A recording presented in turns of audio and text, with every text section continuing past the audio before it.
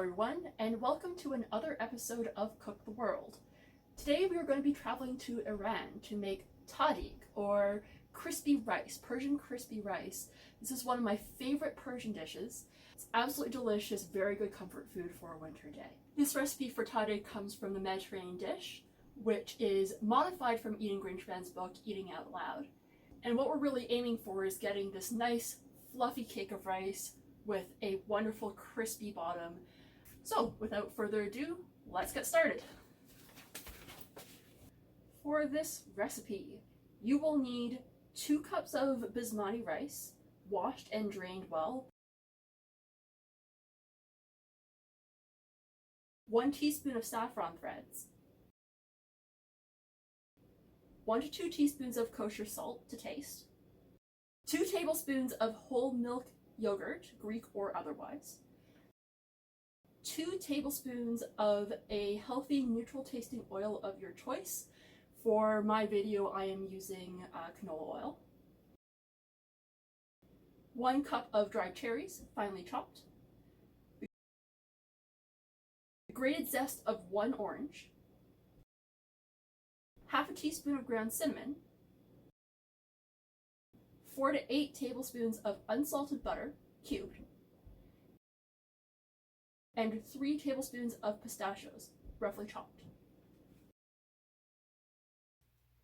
Before we even get started on the rice, it's actually a very good idea to set your saffron soaking in warm water. A lot of my Iranian friends actually complain that North Americans do not use saffron correctly. When you just add the crocus pistils into your dish, you're actually wasting a lot of the flavor of the saffron. So what's generally done in Persian cuisine is that you'll add the saffron to a bowl and then add warm but not boiling water to that saffron and let it soak for at least 10 minutes, and that will let the flavors and the colors bloom in what is basically a saffron tea.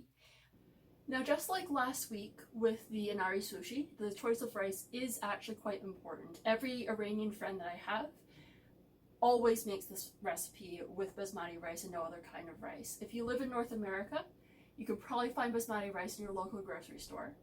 If you are nowhere near any sort of international foods and basmati rice is not in your regular cuisine, you can find basmati rice online, or you can use any other long grain rice as a decent enough substitute.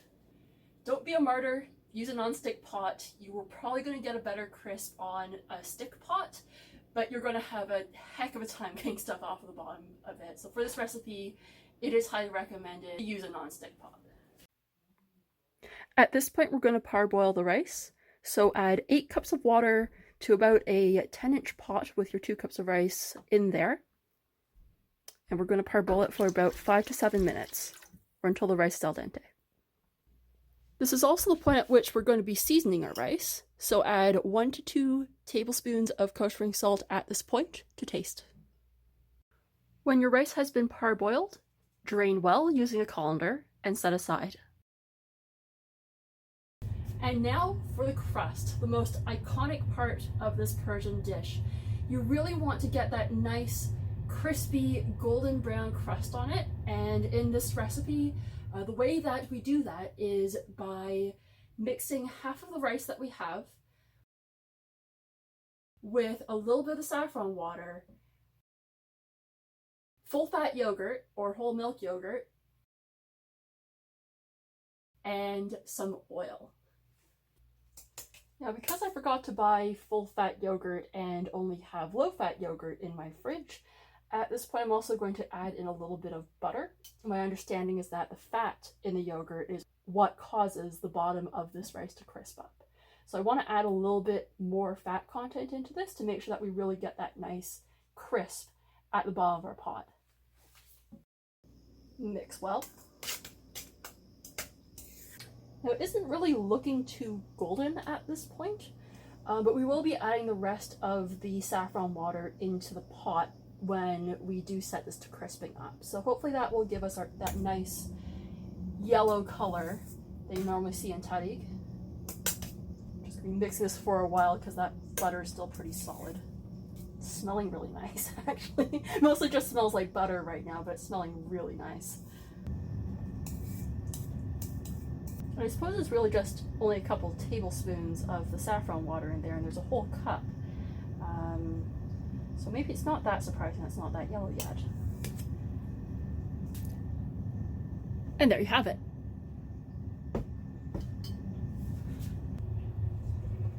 So now we have the bottom half of our rice prepared. We can assemble it inside the pot. So you want to layer that half of the rice inside the pot. Make sure this is very, very well mixed so you get that even coating of, oh no, I actually forgot the oil.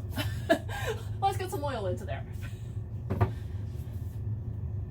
It's a couple of tablespoons. I'm gonna eyeball this.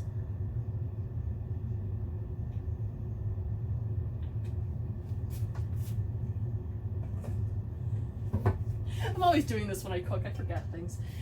All right, so a couple tablespoons of oil. Mix that really well. All right, let me go double check the recipe, make sure I haven't forgotten anything else. Okay, I've not forgotten anything else. That is what's needed in there. 2 tablespoons of yogurt, 2 tablespoons of a neutral healthy oil, and 2 tablespoons of your saffron water tea-like mixture. Now we can assemble. Okay, so I've got my mixture with the butter, the oil, and the yogurt, and a little bit of saffron here.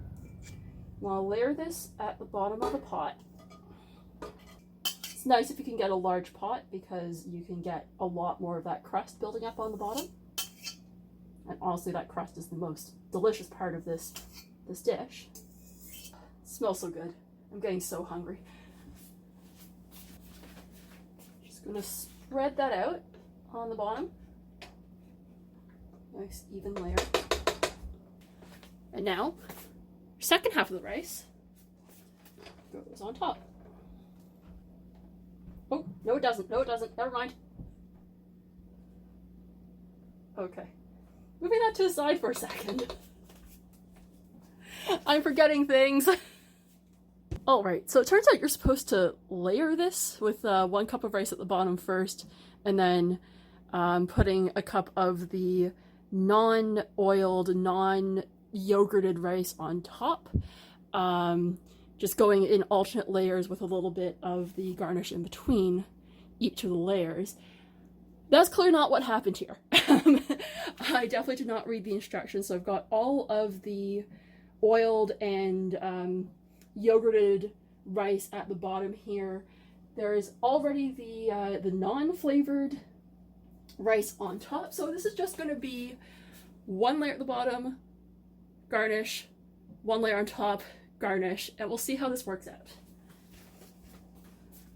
So I have moved a bunch of the non-flavored rice to the side. I'm going to take about half of the orange zest, about half of the cherries and pistachios,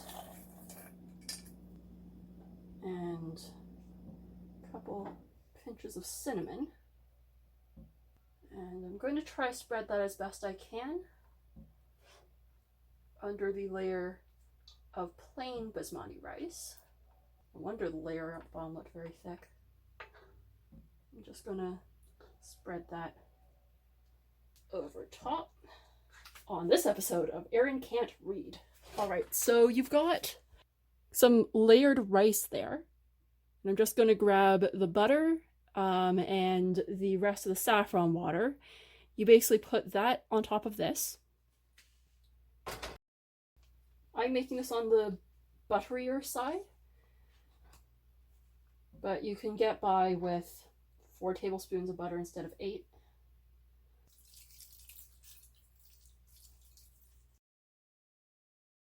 And you put the rest of the garnish on top of that.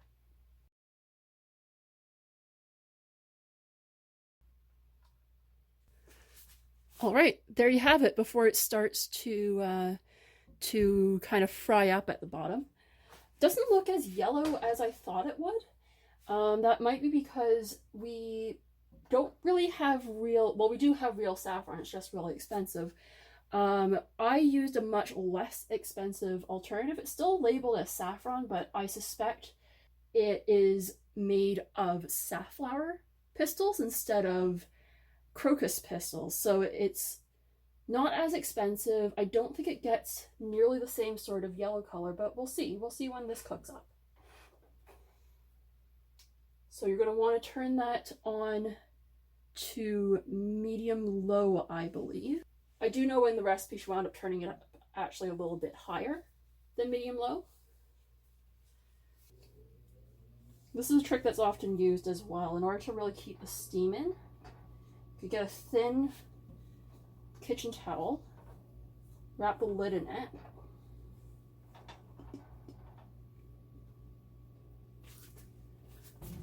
and then for safety, so you just don't go dropping everything, just kind of tie that with the handle with an elastic band. So I'm just going to put that on medium for now. You want to watch this and make sure it doesn't burn at the bottom. You want it crisp, but you don't want it to burn. So this is going to take about 30, 40, maybe 50 minutes on the stove. Your mileage may vary. You'll want to check it every once in a while, definitely after the half-hour mark and maybe every 10 minutes afterwards. While that's cooking, I am going to get started on eggplant. I'm going to get started on chicken. Given that this is just a rice dish, you're going to want to cook other things to accompany it. The eggplant I'm going to be making is called Kashke bademjan. It's basically an eggplant dip. It's often served with breads or pita. I'm going to be eating it with the rice tonight, and it's made basically just of fried eggplants, usually mixed in with something that will make it creamier. The recipe that I'm using tonight uses, again, yogurt to make it creamier. Very simple recipe. If you have access to Chinese eggplants, they also work very well in this dish. Some people actually say that it works better if you have a Chinese eggplant or several Chinese eggplants, because they do tend to be thinner and smaller than this. They do tend to have fewer seeds in the Italian eggplants, or smaller seeds in the Italian eggplant, so you really get that smooth texture with something like an eggplant dip. The chicken's also very simple, basically just cooking chicken with onions, adding spices in, and then taking chickens out, blending up the spices to make a nice sauce for the chicken. It's usually done best with chicken leg meat. I'm going to be using chicken thighs tonight. Alright, so this rice has been on the stove on medium for about 50 minutes now. I'm hoping it's gotten a crust on the bottom, but we shall see. Mostly want to take a plate. Hopefully I don't go crashing everything everywhere. Be careful when you do this. Oh, that sounds promising. That sounds promising. Whoa, okay, okay. Ta-da! Ta-da! There's some on the floor. But yay, we have a nice golden brown crust, just like I was hoping. And here we have it. Tahdig that I'm serving today with Kashke bademjan and a saffron lemon chicken. So let's see how this tastes. I'm a little bit skeptical about the 1 teaspoon of saffron still. I think that the recipes very well might be aimed for people who only have a saffron substitute, which is made out of safflower, which is what I used today, actually for both the saffron chicken and the tahdig. But what I noticed is that when I use actual saffron, we do have actual saffron in the house. It actually turns that same vibrant golden color when mixed with warm water as a full teaspoon of the imitation saffron does. But let's give this a taste. Let's see how this is.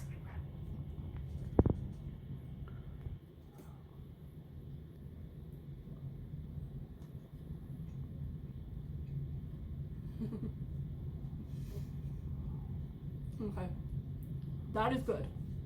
That is very good. The orange zest actually adds a lot to that, so the cherries, it adds a fair bit of sweetness to the rice, which is really quite lovely. small first. It's actually pretty close to real Tahdig that I've had before. There's not quite the same fragrance as real saffron in there, but it is pretty close. I can see why people use safflower as a substitute for saffron. Let's try this with the Kashke bademjan, and let's check it.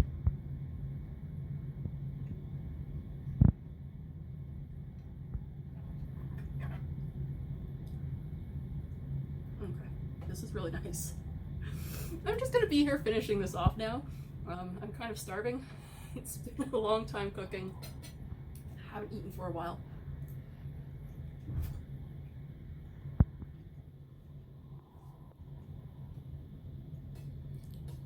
Okay, I highly recommend all 3 recipes. The Tahdig is exceptional. I might revisit this someday using actual saffron instead of using the imitation saffron. Might not be a full video. I might put a blog post somewhere and tweet about it or mention it in one of my videos later on. This is exceptional. I would highly recommend. Go check out the recipe in the description. Also check out Ian Grinchman's book. I've intended to buy it for a while. Haven't got around to doing it. This is probably a good prompt for me to actually go buy her book. And yeah, I'm going to finish this and clean up all the rice I spilt on the floor, and I will see you next week on Cook the World. Bye.